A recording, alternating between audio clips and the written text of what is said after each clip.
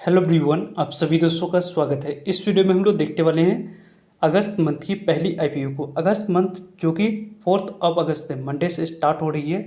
इस वीक में एक मेन बोर्ड आईपीओ ओपन होने जा रही है जिसकी ग्रे मार्केट प्रीमियम यहाँ पे अप्लाई करने से पहले ही 55% के प्रीमियम से ऊपर यहाँ पे कारोबार करते हुए दिख रही है। तो उसके अकॉर्डिंग आने वाले समय में इस आईपीओ में आप लोगों की क्या कुछ ऑब्जर्वेशन होनी चाहिए, किस तरीके से कैसे इस आईपीओ में जो इशू साइज है उसके अकॉर्डिंग कंपनी अट्रैक्टिव दिख रही है, उनके बारे में इस वीडियो में डिटेल्स में बात करने वाले हैं। सो वीडियो को अंत तक देखिएगा और ऐसे ही daily IPO grey market premium से जुड़ी अपडेट के लिए चैनल को सब्सक्राइब कर लीजिए। साथ ही कमेंट्स में टेलीग्राम ग्रुप का लिंक दिया गया, वहाँ भी जुड़ सकते हैं टाइम पे नोटिफिकेशन के लिए। फर्स्ट आईपीओ जो कि यहाँ पे नेक्स्ट वीक से ओपन होने वाली है, हाईवे इंफ्रास्ट्रक्चर आईपीओ। इस आईपीओ को देखें तो हाईवे इंफ्रास्ट्रक्चर आईपीओ की ओपनिंग डेट 5 अगस्त की रहेगी और 7 अगस्त इस आईपीओ की क्लोजिंग डेट हम लोगों को देखने को मिलने वाली है।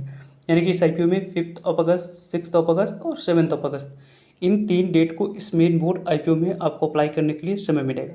हाईवे इंफ्रास्ट्रक्चर आईपीओ को देखें तो कंपनी के फेस वैल्यू 5 रुपीज़ रखी गई। जो भी शेयर आने वाले समय में आपको एलोकेट किए जाएंगे, यदि आप लकी रहते हैं तो 5 रुपीज़ फेस वैल्यू वाली शेयर यहाँ पे एलोकेट हो सकती है। कंपनी की जो कटर प्राइस है, upper price band, lower price band पे यहाँ पे नहीं अप्लाई करनी है, नहीं 20 के प्राइस बैंड को आपको सिलेक्ट करना है। सिर्फ और सिर्फ अपर प्राइस बैंड, कटर प्राइस पे ही आपको अप्लाई करते समय सिलेक्ट करना होगा, तो ही जाकर आपको इस आईपीओ में लॉटरी सिस्टम के माध्यम से अलॉटमेंट मिलेगी।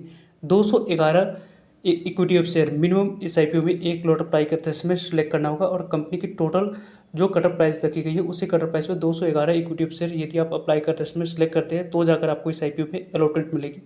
कंपनी की जो टोटल इशू साइज है, यहाँ पे इस कंपनी की इशू साइज दोनों की मिक्सर है, फ्रेश इशू और ऑफर फोर्स शेयर दोनों दिख रही है। इसकी जो इशू साइज है काफ़ी स्मॉल इशू साइज वाली आईपीओ दिख रही है। 130 करोड़ की ही इशू साइज है इस कंपनी की। इस 130 करोड़ में 97.54 करोड़ की बात करते हैं तो लगभग आपको 97.52 करोड़ फ्रेश इशू है, कंपनी के पास पैसे जाएगी इतनी। और ऑफर फॉर सेल के माध्यम से 32.48 करोड़ की बात करें तो ऑफर फॉर सेल के माध्यम से प्रमोटर्स और एग्जिस्टिंग शेयर होल्डर्स कैटेगरी के पास पैसे जाने वाली है। बुक बिल्डिंग आईपीओ है, बीएसई एनएसई दोनों जगह पर कंपनी की लिस्टिंग होगी।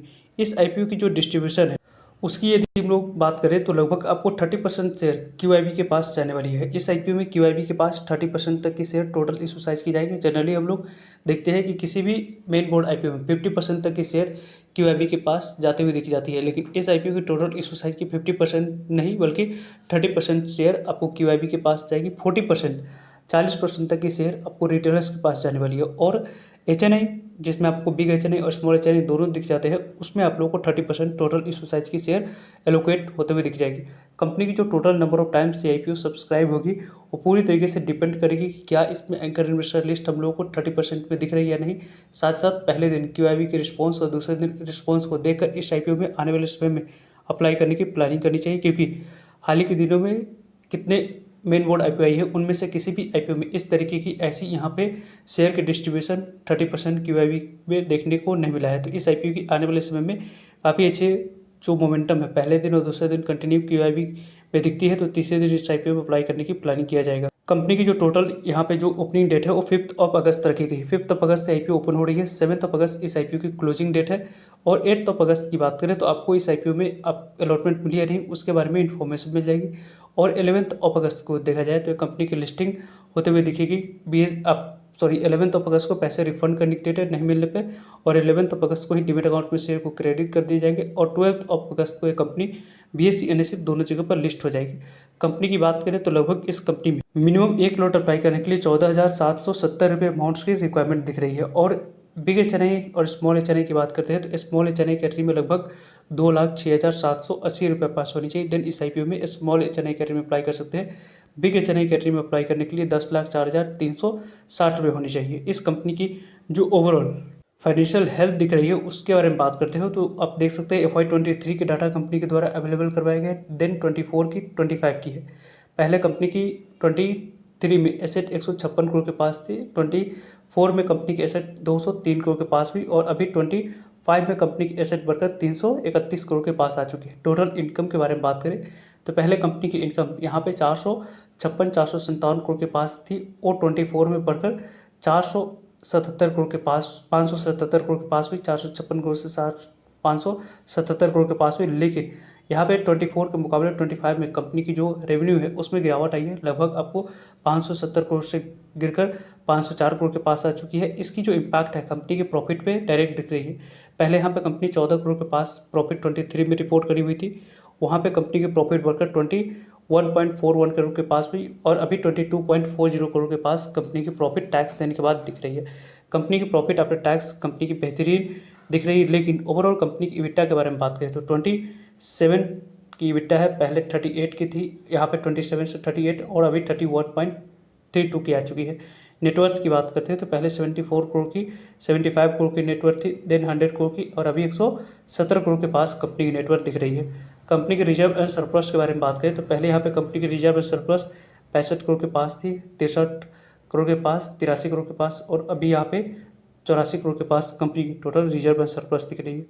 टोटल बोरोइंग की बारे में बात करें तो पहले यहाँ पे कंपनी के पास कर्ज 63 करोड़ के पास थी, 70 करोड़ के पास हुई, अभी 72 करोड़ के पास है। कंपनी की डेट इक्विटी थोड़ी सी कंट्रोल में है, लेकिन यहाँ पे इस कंपनी की जो फंडामेंटल दिख रही है उसके अकॉर्डिंग कंपनी की जो ROE है, रिटर्न ऑन इक्विटी, उसकी बात करें तो लगभग 19% के पास है। रिटर्न ऑन कैपिटल एम्प्लॉयड की बात करें तो लगभग 17% के पास है। डेट इक्विटी की बात करें 0.61 की है और रिटर्न ऑन नेटवर्थ की बात करें 19.03 की है। प्रॉफिट आफ्टर टैक्स मार्जिन काफ़ी कम कंपनी यहाँ पे दिखा रही है, 4.44 की है, जो कि यहाँ पे इंप्रूवमेंट की जरूरत है आने वाले समय में। डेट इक्विटी भी यहाँ पे कम होती है, जितनी अच्छी बात मानी जाएगी। इबिटा मार्जिन की बात करें 6.32 की है, प्राइस टू बुक वैल्यू 3.44 की है, इसमें भी इंप्रूवमेंट की जरूरत है। कंपनी की टोटल जो प्राइस टर्निंग है 18.06 की दिख रही है, जो कि अपने पीयर कंपटीटर के अकॉर्डिंग कंपनी ने थोड़ी सी वैल्यूएशन वाइज गैप छोड़ी है, जिसके कारण से इसके ग्रे मार्केट प्रीमियम में अच्छी मोमेंटम दिख रही है। कंपनी की जो ऑब्जेक्टिव है IPO लाने की, उसमें से यहाँ पे जो पैसे रेज कर रही है लगभग 94 करोड़ फ्रेश इशू है। टोटल इशू साइज में से 130 करोड़ में से, उसमें से फ्रेश इशू 100 यहाँ पे 65 करोड़ में की बात करें तो लगभग आपको वर्किंग कैपिटल रिक्वायरमेंट को फुलफिल करने के लिए कंपनी यूज़ करने वाली है। ओवरऑल कंपनी के बारे में बात करें तो फर्दर जो पैसे रहेगी उसको कंपनी जनरल कॉर्पोरेट पर्पस के लिए यूज़ करेगी और रेस्ट ऑफ देखा जाए तो आने वाले समय में जो प्रमोटर्स अपने स्टेक को सेल कर रहे हैं उनके पास पैसे ज़्यादा भी दिखेगी। कंपनी की जो ऑब्जेक्टिव है वो क्लियर दिख रही है, लेकिन कंपनी की जो फाइनेंशियल हेल्थ में थोड़ी सी डिप आई है FY 24 के मुकाबले 25 में, उसकी डायरेक्टली इम्पैक्ट इसकी आने वाले समय में जो क्वार्टरली नंबर्स है उस पर हम लोगों को देखी जाएगी। मॉर्निंग में इसकी ग्रे मार्केट प्रीमियम 34 रुपीज़ पे कारोबार कर रही थी, लगभग यहाँ पे 70 रुपीज़ पर 34 रुपीज़ 104 रुपये की लिस्टिंग प्राइस, 48-49% के पास लिस्टिंग मिलने की चांस थी। अभी देखा जाए तो इस कंपनी की जो ग्रे मार्केट प्रीमियम है 39 रुपीज़ पे कारोबार कर रही है, जिसके अकॉर्डिंग 109 रुपये लिस्टिंग प्राइस और एक डॉट पे लगभग 56% के पास लिस्टिंग मिलते हुए देखी जा रही है। लगभग 8,229 रुपये के आसपास IPO ग्रे मार्केट प्रीमियम के अकॉर्डिंग अभी यहाँ पे लिस्टिंग दिखा रही है। वैसे ग्रे मार्केट प्रीमियम फ्लक्चुएशन आप लोग को आने वाले समय में होती रहती है, तो उसको देखकर यहाँ पे सिर्फ और सिर्फ अप्लाई करने की प्लानिंग नहीं करनी चाहिए। आपको पहले दिन और दूसरे दिन कितने नंबर प्राइम सब्सक्राइब होती है उसको देखकर अपने रिस्क टू रिपोर्ट और मार्केट कंडीशन को देखकर इस IPO में अप्लाई करने की प्लानिंग कीजिएगा, क्योंकि अभी मार्केट में काफ़ी ज़्यादा वॉलेटिलिटी दिख रही है उसके अकॉर्डिंग। सो आई होप आपके लिए सारी इन्फॉर्मेशन यूजफुल है। फर्दर जो भी डाउट क्वेरी रहती है इस IPO के बारे में कमेंट करके पूछ सकते हो। मिलते हैं एक नई इन्फॉर्मेटिव वीडियो में, तब तक लीजिए जय भारत।